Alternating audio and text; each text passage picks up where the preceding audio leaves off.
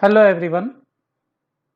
Working capital management की इस दूसरे वीडियो में आपका स्वागत है। पिछली वीडियो में हमने वर्किंग कैपिटल मैनेजमेंट का अर्थ, concept, importance, types and sources of working capital को देखा था, उसका अध्ययन किया था।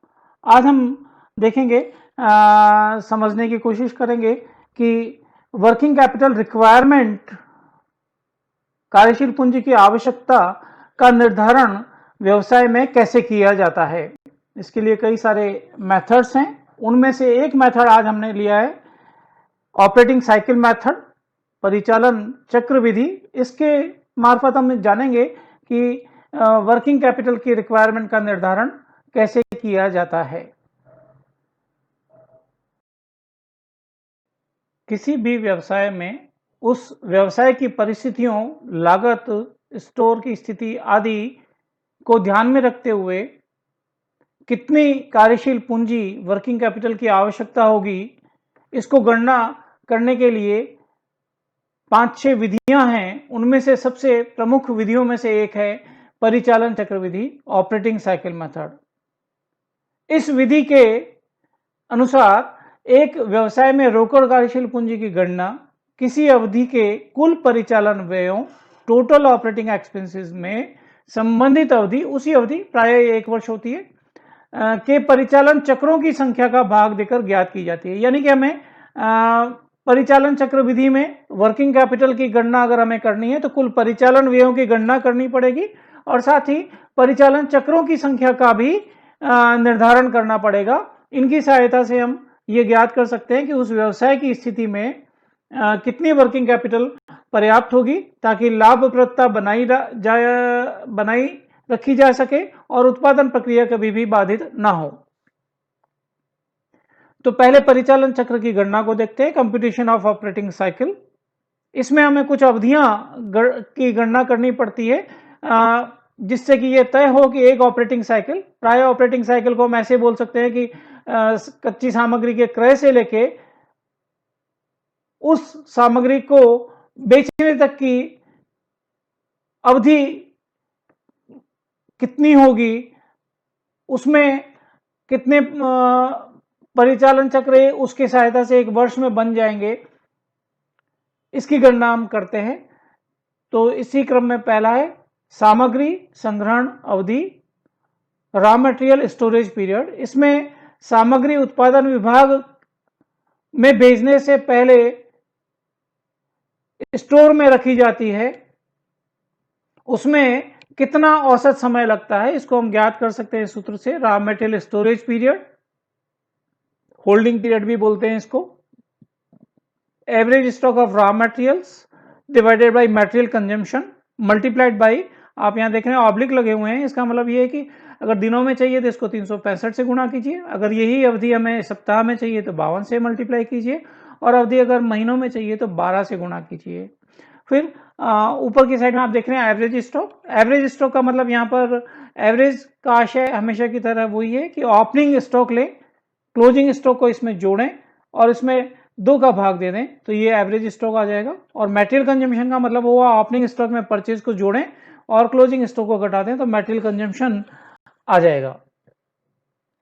रूपांतरण अवधि, कन्वर्जन पीरियड बोलते हैं इसको, इसी को हम WIP स्टोरेज पीरियड भी बोलते हैं कि एक निर्माणी संस्था में कच्चे माल को निर्मित माल में परिवर्तित करने में लगने वाला औसत समय, यानी उत्पादन प्रक्रिया में वो कुल मिला के माल कितनी अवधि में रहता है, उसकी गणना की जाती है। इसका सूत्र आपके सामने है, इसको हम ऐसे कंप्यूट कर सकते हैं। Conversion period is equivalent to average stock of work in progress divided by factory cost of production, कारखाने में लगने वाली लागत। वही दिनों में अगर चाहिए तो 365, प्रश्न में अगर 360 है तो 360 भी काम में ले सकते हैं। 52 अगर वीक्स में चाहिए तो, और 12 से मल्टीप्लाई करें इसको अगर मंथ्स में चाहिए तो। परिचालन चक्र की गणना के लिए तीसरी प्रकार की अवधि हम ज्ञात करते हैं, वो है निर्मित माल के संग्रहण की अवधि, फिनिश गुड्स स्टोरेज पीरियड। निर्मित माल जो तैयार हो गया, उत्पादन प्रक्रिया से बाहर आ गया है, उसको विक्रय से पूर्व गोदाम में कितने समय तक रखा जाता है, वो अवधि इसमें ज्ञात की जाती है। इसका सूत्र है average stock of finish goods divided by cost of sales, और कॉस्ट ऑफ गुड्स सोल्ड भी यहां पर हम लेते हैं। ध्यान रखें कि जब हम निर्मित माल के लिए ये कॉस्ट काम में ले रहे हैं तो इसमें administration and selling and distribution overhead को कॉस्ट ऑफ सेल्स में शामिल ना करें, इसलिए इसको कॉस्ट ऑफ गुड्स सोल्ड भी कहा जाता है। कुछ लेखक इसको कॉस्ट ऑफ सेल्स भी कहते हैं। इसको 365 या 52 या 12 से मल्टीप्लाई कर यह अवधि ज्ञात की जा सकती है। देनदार संग्रहण अवधि चौथी है, इसी को हम एवरेज कलेक्शन पीरियड भी बोलते हैं। डेटर्स वेलोसिटी भी यही कहलाती है, वह अवधि जिसमें उधार विक्रय की राशि देनदारों से वसूल होती है। हमने उधार विक्रय किया और कितने अवधि के बाद में ऑन एन एवरेज देनदार डेटर्स हमें पैसा वापस दे देते हैं। एवरेज डेटर्स एनबीआर, जितने भी रिसीवेबल्स हैं उनका ओपनिंग स्टॉक और क्लोजिंग स्टॉक को जोड़िए, उनके बैलेंस को जोड़िए और 2 का भाग दीजिए। नेट क्रेडिट सेल्स, यहां पर उधार विक्रय की राशि को लिया जाता है। कुछ लेखक यहां पर कैश कॉस्ट ऑफ सेल्स भी लेते हैं। कॉस्ट ऑफ सेल्स हमने अभी ऊपर देखा कैसे कैलकुलेट होती है, तो यहां पर कैश कॉस्ट ऑफ सेल्स भी ली जा सकती है, नेट क्रेडिट सेल्स भी ली जा सकती है। 365 से गुणा करें, 365 से गुणा करेंगे तो दिनों में आ जाएगी, 52 से गुणा करेंगे तो ये अवधि डेटर्स कलेक्शन पीरियड सप्ताह में आ जाएगा, और 12 से गुणा करेंगे तो माह में आ जाएगा। इसी क्रम में जो 5वीं अवधि है वो है लेनदार भुगतान की अवधि। ऊपर सारे करंट एसेट से संबंधित मदें थी चारों, और ये जो 5वीं मद है वो करंट लायबिलिटी से संबंधित मद है। लेनदार भुगतान की अवधि या औसत भुगतान अवधि, हम जो उधार क्रय करते हैं सप्लायर्स से, उसको कितने समय बाद में भुगतान करते हैं, वो अवधि इसमें ज्ञात की जाती है।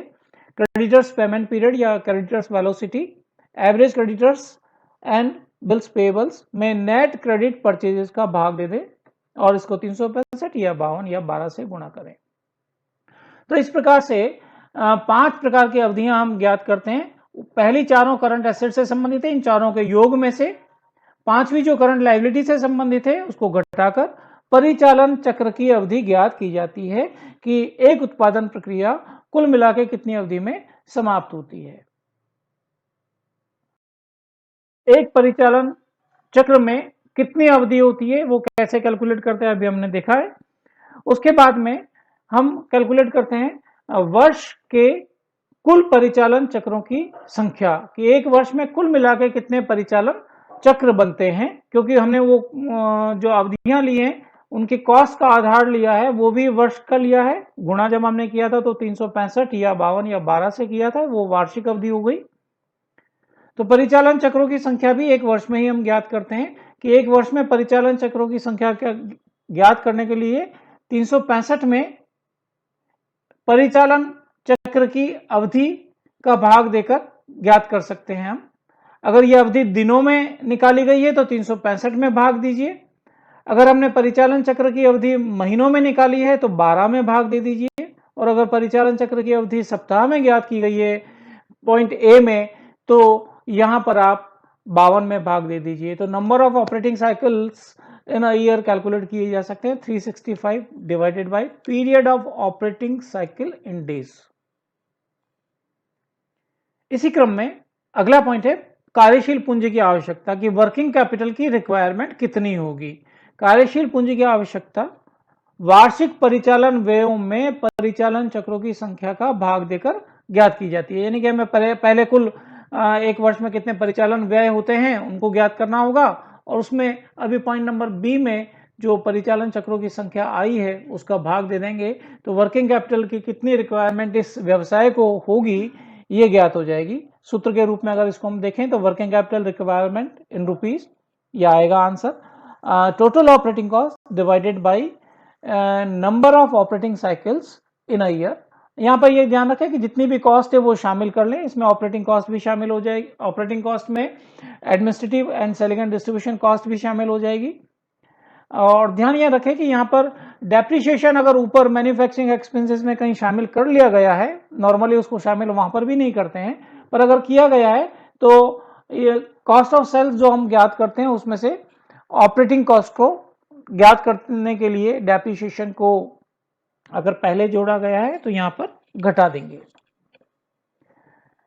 और चौथा पॉइंट है, डी पॉइंट है, शुद्ध कार्यशील पूंजी का निर्धारण, determination of net working capital. उपरोक्त कार्यशील पूंजी की आवश्यकताओं में आकस्मिकताओं के लिए आयोजन को जोड़कर शुद्ध कार्यशील पूंजी का निर्धारण किया जाता है।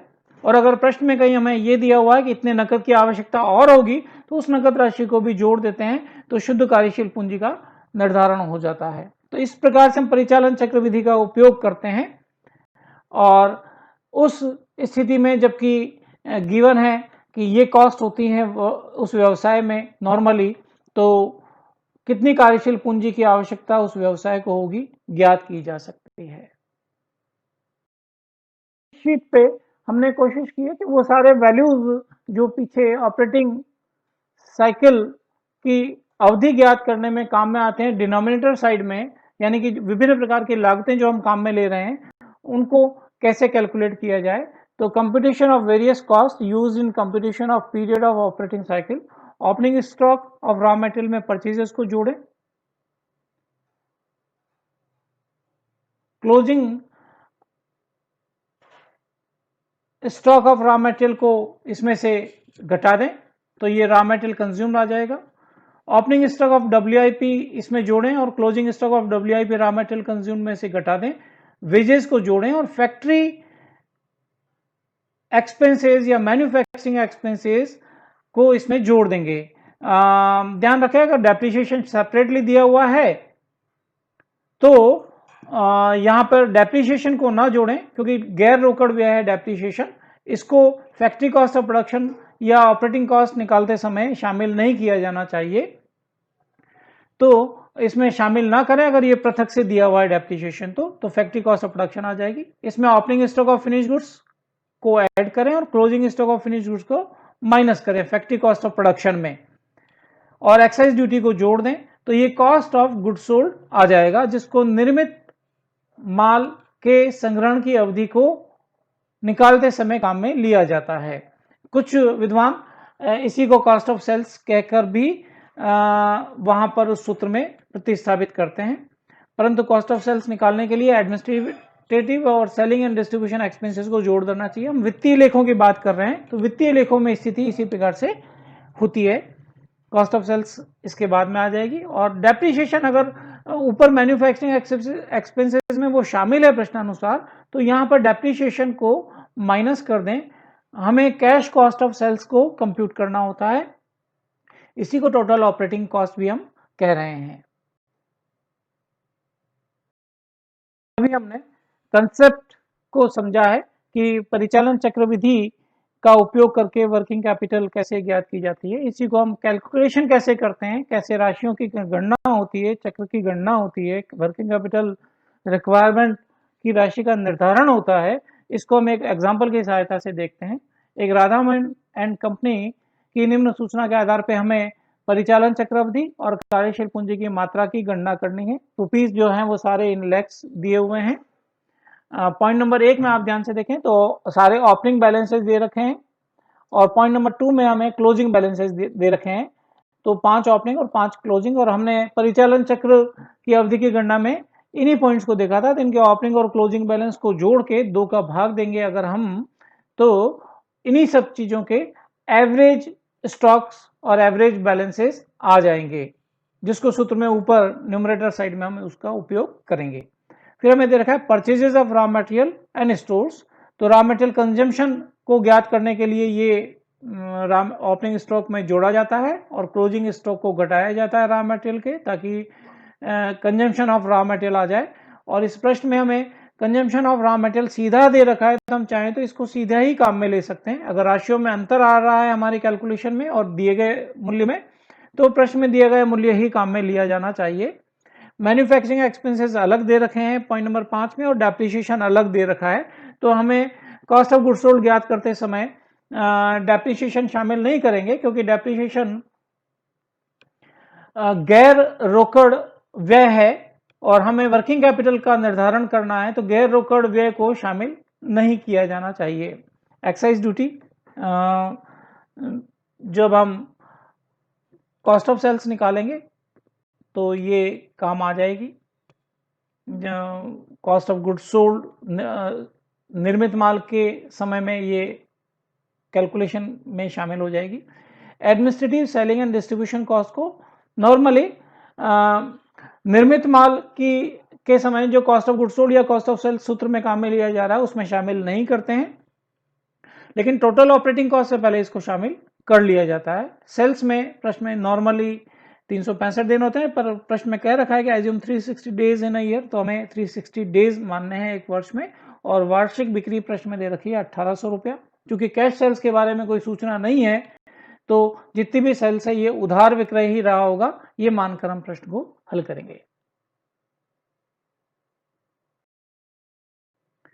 प्रश्न में दी गई सूचनाओं से पहले हम सारे प्रकार के एवरेजेस निकाल लेते हैं, जिसमें कि पॉइंट नंबर 1 और पॉइंट नंबर 2 में जो हमें ओपनिंग स्टॉक और क्लोजिंग स्टॉक क्रमशः दिए गए हैं, उन ओपनिंग और क्लोजिंग वैल्यूज को जोड़ के 2 का भाग देके एवरेज वैल्यूज निकाल लेते हैं। जैसे कि पहले पॉइंट में average stock of raw material हम कैलकुलेट कर रहे हैं, तो opening stock of raw material plus closing stock of raw materials, तो ये दोनों दे रखे हैं क्रमशः 90 और 110, 2 का भाग दें 100 लाख रुपया, 100 लैक्स। इसी प्रकार से average stock of WIP, opening है 50 और क्लोजिंग है 40, दोनों का योग करें 90 में 2 का भाग दें 45 लाख रुपया। फिनिश गुड्स में ओपनिंग दे रखा है 220, क्लोजिंग दे रखा है पॉइंट नंबर 2 में 200, दोनों का योग करें तो ये 420 रुपया, इसमें 2 का भाग दें तो 210 लाख रुपए में, चूंकि प्रश्न में दे रखा है तो ये 210 lakhs rupees. Average debtors, opening debtors और क्लोजिंग डेटर्स दोनों का योग करें 200 250 क्रमशः, 2 का भाग दे दें 225 लाख रुपया। इसी प्रकार से एवरेज क्रेडिटर्स, ओपनिंग और क्लोजिंग क्रेडिटर्स के योग में क्रमशः ये दे रखे हैं पॉइंट नंबर 1 और 2 में 85 और 100, दोनों को योग करें 185 में 2 का भाग दें तो 92.5 लाख रुपीस। तो इसके बाद में एवरेजेस कंप्यूट करने के बाद में डिनोमिनेटर साइड के लिए computation of various cost used in computation of period of operating cycle compute कर लेते हैं। रुपीज इन लैक्स हैं ये सारे। Opening stock of raw material दिया हुआ है 90, इसमें परचेजेस जोड़ दें 740 और closing stock of raw material घटा दें 110 को, तो ये 720 रॉ मटेरियल कंज्यूम आ जाएगा। यहां पर प्रश्न में भी ये दिया हुआ है 720, तो हम चाहें तो सीधा वो ले सकते हैं, और अगर राशियों में अंतर हो तो प्रश्न में दी गई राशि को काम में यहां पर ले लेना चाहिए रॉ मटेरियल कंज्यूम की जगह पर। इस रॉ मटेरियल कंज्यूम में जोड़िए opening stock of work in progress और closing stock of work in progress को इसमें से घटा दीजिए, साथ में मैन्युफैक्चरिंग एक्सपेंसेस को जोड़ दीजिए। डेप्रिसिएशन को हम इसमें नहीं जोड़ रहे हैं, फैक्ट्री कॉस्ट ऑफ प्रोडक्शन को ज्ञात करने के लिए डेप्रिसिएशन को शामिल नहीं कर रहे हैं, क्योंकि ये गैर रोकड़वे है डेप्रिसिएशन, और हमें वर्किंग कैपिटल की आवश्यकता के निर्धारण के लिए उसमें डेप्रिसिएशन के लिए पूंजी को अरेंज करने की जरूरत नहीं पड़ेगी। तो फैक्ट्री कॉस्ट ऑफ प्रोडक्शन आने के बाद में इसमें opening stock of finish goods को जोड़िए और closing stock of finish goods को घटा दीजिए, साथ में एक्साइज ड्यूटीज अगर दे रखी है प्रश्न में तो उसको जोड़ दीजिए, तो ये कॉस्ट ऑफ गुड्स सोल्ड आ जाएगी 1245 रुपया, यहाँ पर आ गया है ये। इसमें administrative selling and distribution expenses को जोड़ दें, क्योंकि ये हम फाइनेंशियल अकाउंट्स की बात कर रहे हैं, तो कॉस्ट ऑफ गुड्स सोल्ड में एडमिनिस्ट्रेटिव एक्सपेंसेस को जोड़ेंगे तो कॉस्ट ऑफ सेल्स आ जाएगी। टेक्निकली यही कॉस्ट ऑफ सेल्स है, यद्यपि हम कई बार फिनिश गुड्स स्टोरेज पीरियड की कैलकुलेशन में cost of sales denominator side में देखते हैं। डेप्रिसिएशन चूंकि हमने ऊपर फैक्ट्री कॉस्ट ऑफ प्रोडक्शन निकालते समय मैन्युफैक्चरिंग एक्सपेंसेस के साथ में जोड़ा नहीं है, तो यहाँ पर वापस उसको घटाने की जरूरत नहीं है, पर अगर कभी किसी प्रश्न में मैन्युफैक्चरिंग एक्सपेंसेस में शामिल हो डेप्रिसिएशन, तो यहाँ पर लाकर उसको हम घटा दें ताकि कैश कॉस्ट ऑफ सेल्स आ जाए। तो इस प्रश्न में ये आ गई है 1515 लाख रुपया। नंबर 7 पर हमने विभिन्न प्रकार के एवरेजेस निकाल लिए। फिर 8वीं स्लाइड पर हमने विभिन्न प्रकार की कॉस्ट कंप्यूट की हैं, जो कि यहाँ पर जो भी स्टोरेज पीरियड या वेलोसिटी या कलेक्शन या पेमेंट पीरियड आ रहे हैं उनमें काम में आ रहे हैं, तो वहाँ से वो वैल्यूज हम यहाँ पे सीधा रखेंगे और वर्किंग कैपिटल रिक्वायरमेंट की गणना इस स्टेटमेंट में कर रहे हैं। तो ये है स्टेटमेंट, ऐसे बना लेंगे हम, statement showing working capital requirement.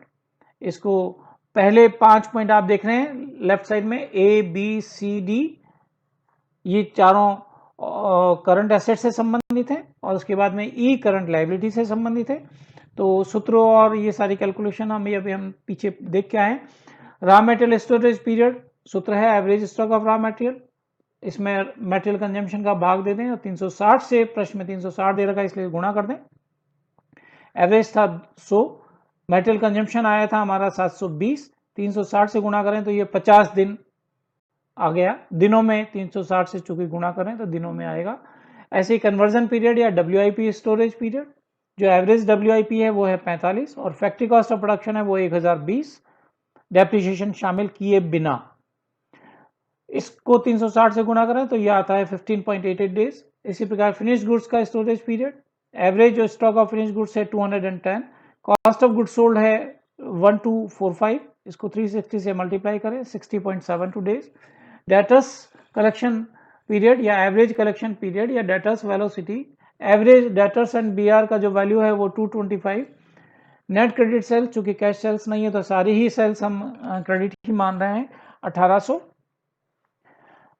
360 से गुणा करें 45। बस यहाँ पर ये ध्यान रखें कि कभी कभी आपको हो सकता है कि नीचे नेट क्रेडिट सेल्स की जगह पे कैश कॉस्ट ऑफ सेल्स काम में लिया हुआ मिल जाए। वो इस मान्यता पर आधारित है कि लाभ के लिए वर्किंग कैपिटल की अरेंजमेंट की जरूरत नहीं है, तो यहाँ पर कुछ विद्वान नेट क्रेडिट सेल्स की जगह पर कैश कॉस्ट ऑफ सेल्स भी काम में लेते हैं।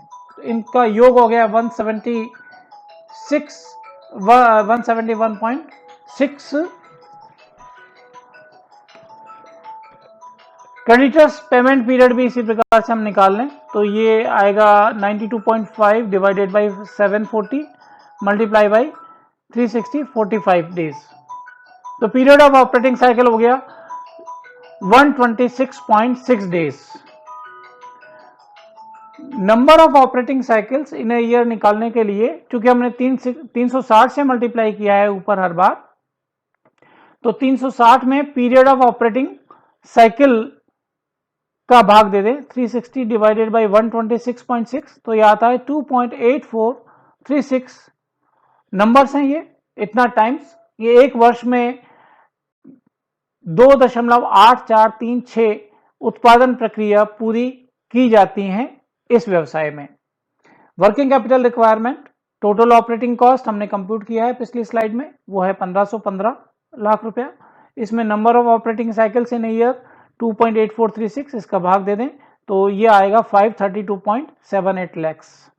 तो ये वर्किंग कैपिटल की रिक्वायरमेंट इस प्रश्न में हो रही है। अगर प्रश्न में आकस्मिकताओं के लिए आयोजन दिया होता या कैश अतिरिक्त रखने की व्यवस्था करने की भी बात कही होती तो उन दोनों को जोड़ देते ताकि शुद्ध कार्यशील पूंजी की आवश्यकता ज्ञात हो जाती।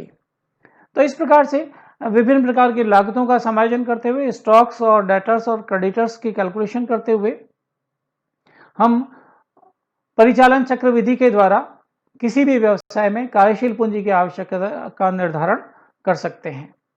धन्यवाद।